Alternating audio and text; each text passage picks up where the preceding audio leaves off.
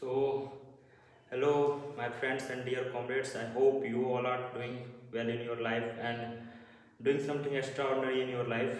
So, today I am here to discussing something important. So, तुम लोग सोच रहे होगे कि मैं इतने दिनों से वीडियो क्यों नहीं बना रहा। मैं तो कम से कम मैं स्टेटस तो लगा ही देता था गवर्नमेंट को क्रिटिसाइज करते हुए, बट रिसेंट टाइम में बहुत सारे कांड हुए, but I did not even put any video. That's because I realise that कि कुछ नहीं हो सकता without taking action, and it's my core belief that wordings जो होते हैं doesn't make sense without any action.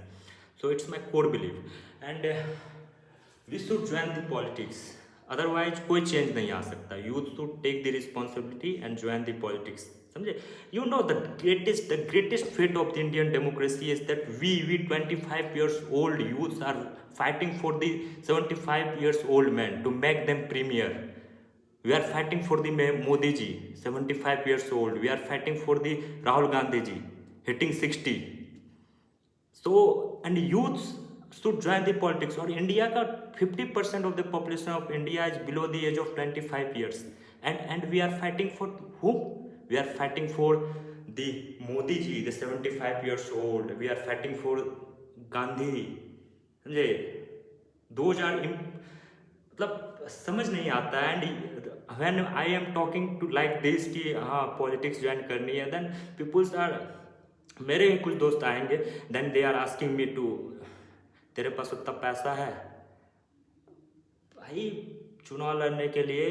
According to the according to the people of representation act of 1951, एक चुनाव लड़ने के लिए यू नीड, समझे, तुम्हें 25 ईयर्स के से अबव होना चाहिए, and you need 25,000 money, only 25,000 money, और वो भी तुम्हें वापस कर दिए जाएंगे जब तुम चुनाव जीत जाओगे.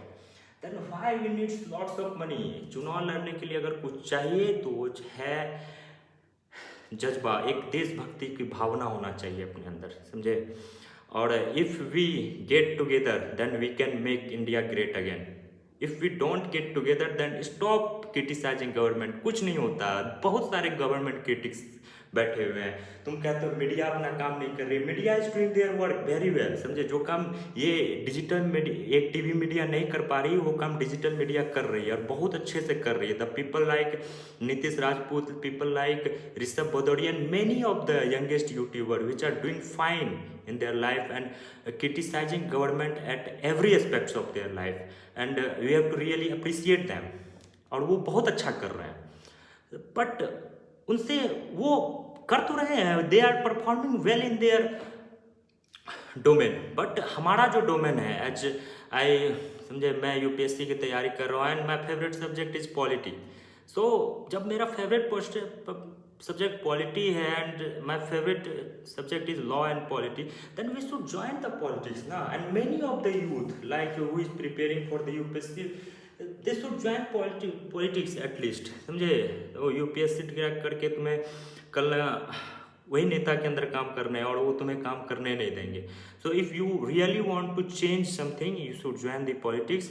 और दूसरा बात ये रहा मेरे भाई कि मैं, सबको पता, मतलब हु नो, जो मुझे क्लोजली जानते हैं, दे नो दैट कि I am preparing for CDS examination, UPSC conduct this examination. तो उस टाइम मेरा मोटिवेशन रहता था, serve your motherland till the last drop of your blood. No, I am adding something extra. Serve your motherland till the last drop of your blood, and serve it at the all aspects of your life, and never wait for the opportunity. Grab it. Whenever something hits you, grab that opportunity and do something really meaningful for your country. Not just putting Insta status, not just putting Insta story. समझे? We should support the youth rebellion in Nepal. समझे? That's are not the Gen Z rebellion. समझे? Indian media का तो क्या ही कहे, Indian foreign policy का तो क्या ही कहे, बहुत बुरा हाल हो रखा है. सो हमें उसमें नहीं पढ़ना है. बट नेपाल में जो यूथ अपराइजिंग हुआ, we have to support that. But Nepal में सिर्फ एक चीज़ गलत हो रहा है, यूथ अपना रिस्पॉन्सिबिलिटी लेने को तैयार नहीं है. अरे भाई, जब आप अपने देश के लिए नहीं सोचोगे तो कौन सोचेगा? मोदी जी 75 के हो चले, कल मर जाएंगे. और राहुल गांधी जी 60 के हैं, और वो राहुल गांधी तो फॉरेनर है। अरे इस देश का फॉरेन मिनिस्टर फॉरेनर है। तुम जिस नितिन गडकरी के लिए लड़ रहे हो, उसने अपना लाइफ सेट कर रखा है सैन फ्रांसिस्को में, लंदन में उसने जमीनें खरीद रखी है। कल को लंदन शिफ्ट हो जाएगा, कल को सैन फ्रांसिस्को शिफ्ट हो जाएगा। उनके बच्चे फॉरेनर हैं। They are looting India just like Pakistan. They are looting India just like how the Pakistan army looting Pakistan. They are looting India just like Nepal. We are forced to buy E20 blended petroleum. We are forced to buy the adulterated petroleum. मेरा कहना तुम बेचो E20 बेचो, but E10 का भी option रखो, E5 का भी ऑप्शन रखो, और मतलब पेट्रोलियम का भी ऑप्शन रखो। हम तुमसे जेट फ्यूल तो मांग नहीं रहे हैं, कम से कम हमको शुद्ध तेल तो दो अपने गाड़ी में यूज करने के लिए। हमारे पास पैसा नहीं है कि हम जाके लेटेस्ट वर्जन खरीद के लाए, और इंडिया में ऐसा गाड़ी मैन्युफैक्चर ही नहीं हो रहा जो E20 पेट्रोल को कंटेन कर पाए, कैरी कर पाए। रस्टिंग स्टार्ट हो जाती है, गाड़ी खराब होने लगते हैं, and we are forced to buy. It's violate article 19, it's violate article 21, and people are doing nothing about this. Supreme Court is I don't want to say anything about that honorable Supreme Court. So उनका तो action ही क्या होता पता नहीं, समझे। तो समझे इसीलिए मैं वीडियो वगैरह नहीं बनाता, समझे। जिस दिन 25 का हो गया, I am waiting for the time, और जिस दिन मेरे आधार कार्ड में 25 हिट हुआ, I am going to join the politics. मैं अपना एक ऑर्गेनाइजेशन बनाऊंगा विच जो कि कॉन्स्टिट्यूशन के बियॉन्ड जाके सोचे और कॉन्स्टिट्यूशन के बियॉन्ड जाके काम करे। कल मुझे एक जेंटलमैन मिल गए, they are saying that like कि अरे भाई देश कॉन्स्टिट्यूशन से चलेगा। मैंने उसके मुंह पे डायरेक्ट बोला कि नहीं चलेगा कॉन्स्टिट्यूशन से। भड़क गया वो, बोलता है क्या बात कर रहे हो आप भाई साहब, देश कॉन्स्टिट्यूशन से नहीं चलेगा। मैंने कहा नहीं चलेगा। तो देन आई से दैट कि sir, even in the constitution according to article 368 which quote that कि parliament has the absolute power to amend the constitution। और पार्लियामेंट में हमने किसे बैठा रखा है? पार्लियामेंट में हमने बैठा रखा चोरों को, बदमाशों को, रेपिस्टों को, करप्ट लीडर को। तो वो तो अपने हिसाब से लॉ बनाएंगे ना, अपने हिसाब से सारी चीजें मॉर्फ करेंगे ना, समझे। तो देयर इज द टाइम, मैं तो कहता हूँ टाइम आ गया शो ऑफ करने का, टाइम आ गया है ब्लफ खेलने का, समझे।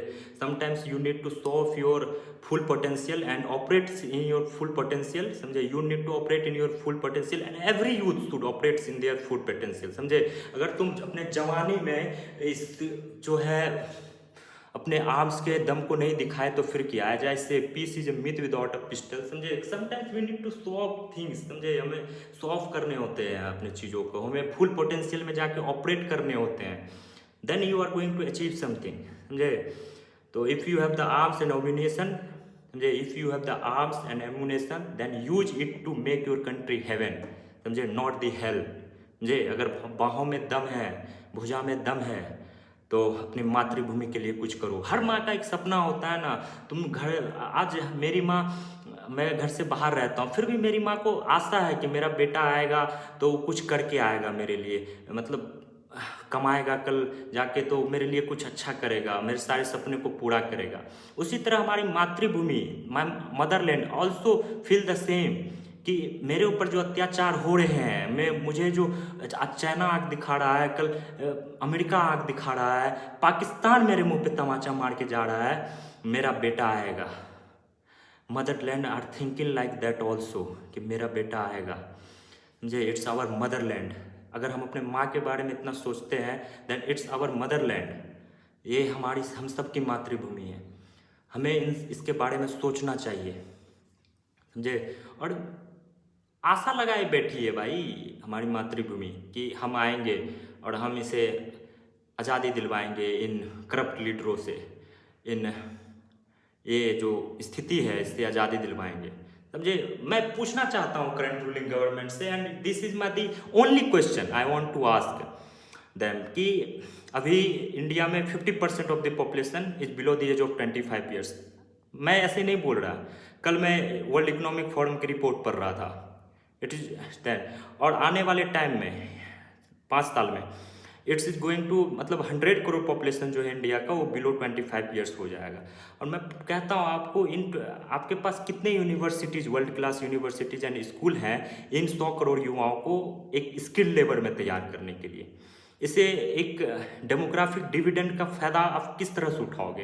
ये डेमोग्राफिक डिविडेंड डेमोग्राफिक डिजास्टर बनने जा रहा है और आप इसे नहीं रोक पाओगे। You have the example, Nepal में जो हुआ, वहाँ का डेमोग्राफिक डिविडेंड ही वहाँ का डेमोग्राफिक डिजास्टर बन गया और वो अपने ही देश को ख़त्म कर दिया। अपने ही पार्लियामेंट डेमोक्रेसी की मंदिर माना जाता है, सुप्रीम कोर्ट डेमोक्रेसी का मंदिर माना जाता है, और उस मंदिर में घुस के उसने आग लगाया।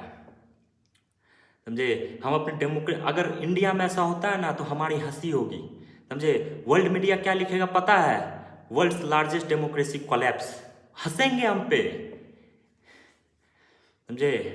We are representing the democracy in the world. हमारे साथ ऐसा हो और हमारा यूथ ही डेमोक्रेसी में हिस्सा न ले तो इससे ज़्यादा खराब बात और कुछ नहीं हो सकता। ये हमारे लिए अभिशाप है। So we should join the politics, at least we should be politically aware. समझे? ऐसा नहीं हो सकता कि हर आदमी, हर बंदा जाके पॉलिटिक्स से ज्वाइन करे। मेरा पॉलिटिक्स फेवरेट सब्जेक्ट है, आई am preparing for the UPSC, that's why I am talking like that, कि मुझे इन सब चीज़ों के बारे में अच्छी तरह से पता है।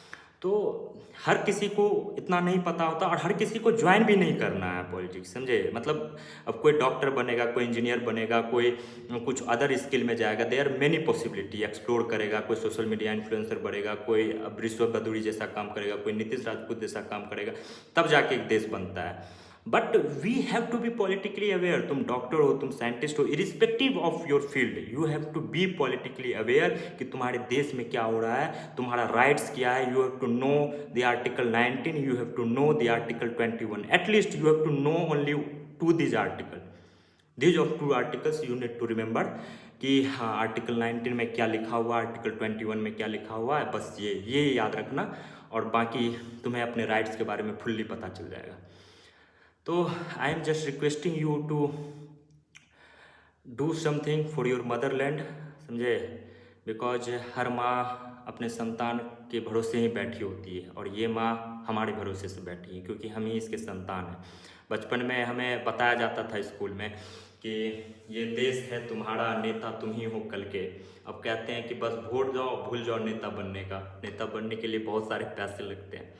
नहीं भाई, अगर हम चाह लें ना तो we can make that changes, we can be that changes. समझे? और हम कर सकते हैं। कलेक्टिवली रिस्पॉन्सिबिलिटी ले तो वी कैन डू एनीथिंग। समझे? बात वहाँ तक ना पहुँचे कि जैसा नेपाल में हुआ, ऐसा कभी नहीं होना चाहिए हमारे देश।